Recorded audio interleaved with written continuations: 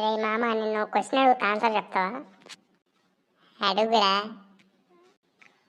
1 1 ఎంత? ఇది కూడా ఒక క్వశ్చనేనారా? నువ్వు చెప్పు మామ ముందు. 2.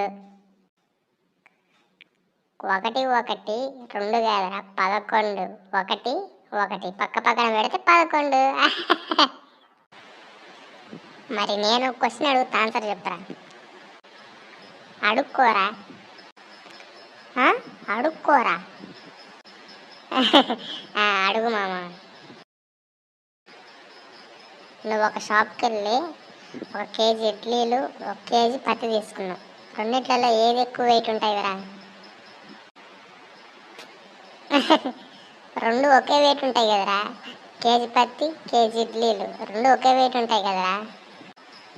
ఇడ్లీతో పాటు చట్నీ వస్తుందని తెలియదారా నీకు?